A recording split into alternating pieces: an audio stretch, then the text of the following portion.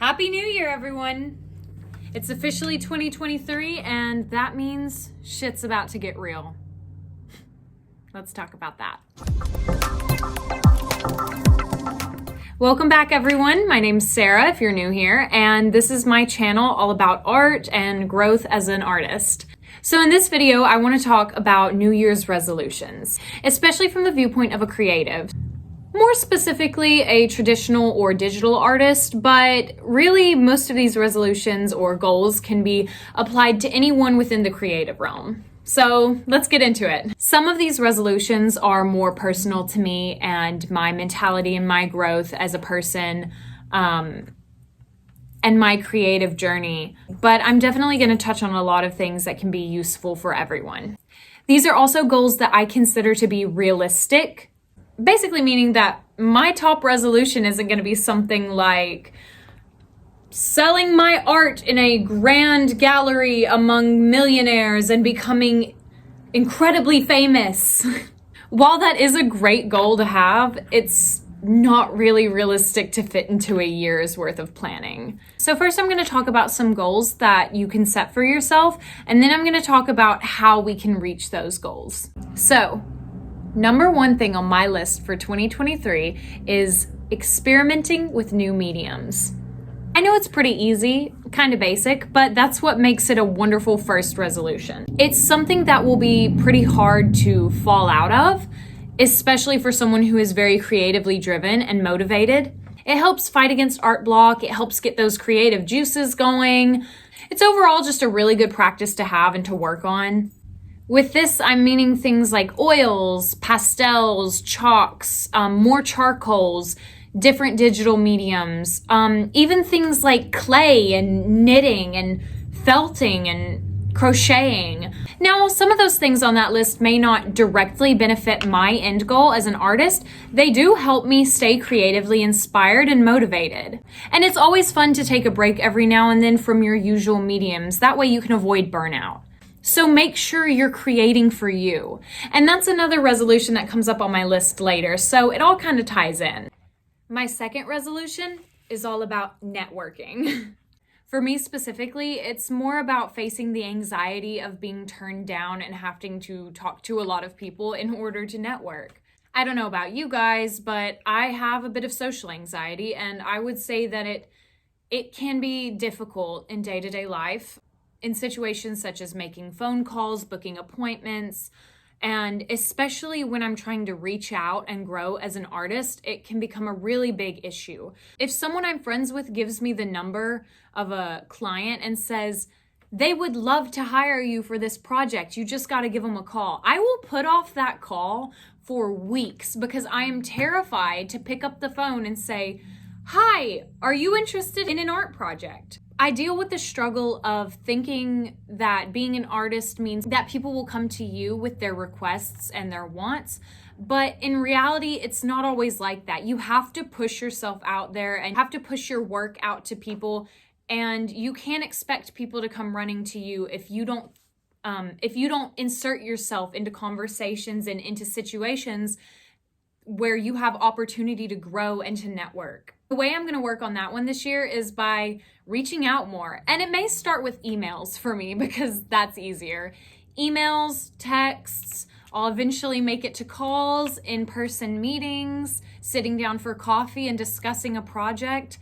But overall, I'm really just pushing myself towards growing my contacts and networking. Because right now, I don't have a huge collection of creatives around me that have a lot of connections of their own. It's really kind of a small art community that I'm in, so I have to work extra hard to get myself out there.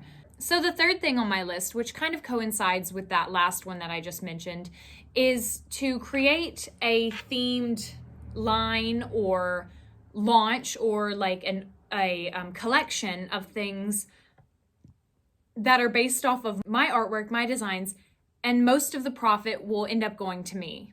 I tried Redbubble in the past to do things like this, like creating stickers and handbags, but that site ended up taking so much of my money for commissions and for being able to use that I was making nothing. especially mixed in with the fact that I was still kind of a beginner artist and I wasn't pushing out creations daily. This year, I really want to hammer down on my style, which I think I'm finally really starting to discover and get in tune with.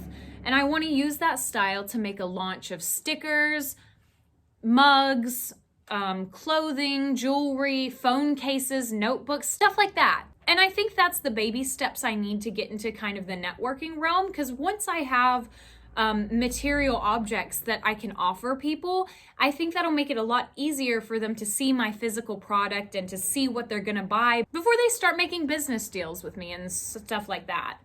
So my next goal is really more of a personal one, but that is to reach 200,000 followers on TikTok and to hopefully reach at least 100 subscribers here on this YouTube account. In order to do that for myself, I know that I need to start posting more consistently. I've kind of fallen off of that in the past. I got back on schedule with that, but once again, I'm feeling that burnout. So I'm tempted to switch my niches and see if I still keep an engagement with my audience. I know that going live more often will also be beneficial to that because they'll be seeing my new style and my new niches and they'll be following based off of that, not based off of the old videos that went viral, hopefully. Next one up on the list, which I think is really important for everyone to hear, is to prioritize my mental health to avoid burnout. In 2022, I think I pushed myself a little too hard, but not in an effective way. I was so caught up in this idea of creating the perfect content every single time I posted. I didn't post a lot of my works in progress. I didn't post a lot of things that I wasn't necessarily the most proud of. And I think it's important on social media as well to understand that no one's perfect. A lot of art pages on Instagram look so clean and so polished. They have 500 posts that are perfect, finished pieces. There's not a work in progress to be seen. No artist wants to post those. But I want to make my Instagram page and my TikTok page a safe space for artists to see that we're not all perfect. And we have to practice, we have to do studies, we have to get through the hard stuff before we can get that polished, finished piece out there. I'll also be relieving myself mentally of that pressure of being perfect on social media. With that resolution also comes the one that I mentioned earlier. I want to create art for myself. I cannot tell you how many times I've gotten inspired to do a piece and I sit down to do it, I set up my camera, and then all of a sudden my motivation is lost because I start worrying so much about how I'm filming it. Oh, is my lighting right? Oh, is the angle right? Oh, is my phone clear enough? Does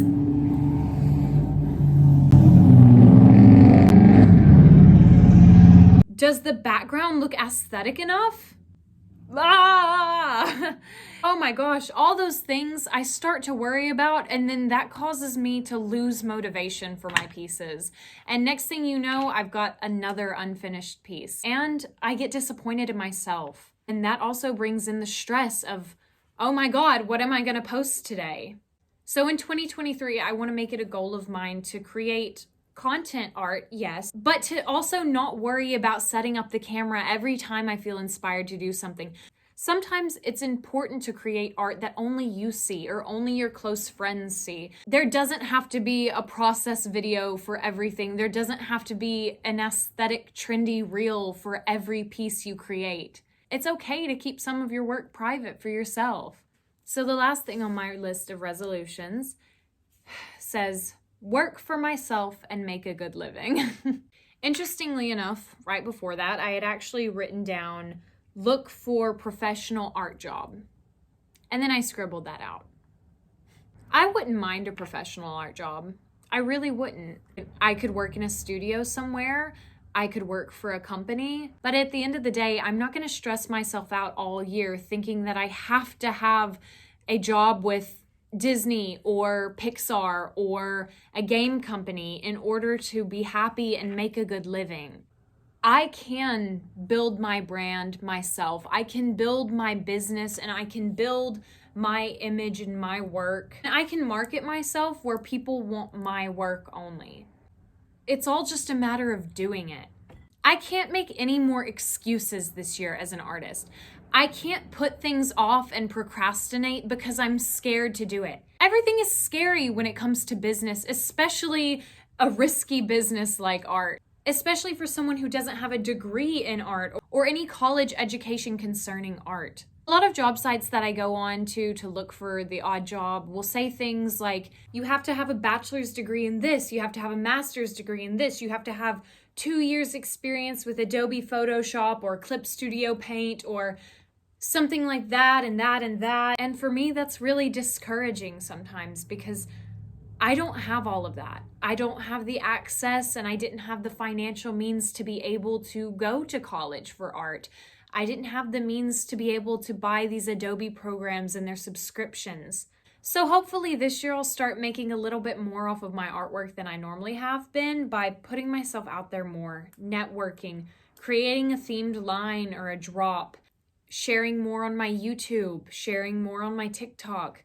And hopefully that'll bring in a little extra money for me. That way, maybe I could go to college if I wanted to, or I could buy these programs and start studying with them, or take online classes to learn the software. And that will open me up to a whole new world of opportunity. But overall, at the end of the day, I'm not that stressed about it, and I don't want to be stressed about it. And I believe that as long as I enjoy what I'm doing and I put out work that means something to me, I know that it's going to work out for me and I'm going to reach an end goal that I'm happy with. But those are just some things that I thought might be useful to hear for all artists. If you have any specific resolutions or advice regarding these resolutions, drop them in the comments below. Tell me about it. I want to hear what your plan is for 2023 as an artist. What are some things that we should be worried about this year? What are some things we should be excited about this year? New opportunities, new software. There's always something new happening, so don't be afraid to go out there and become that new and make that new,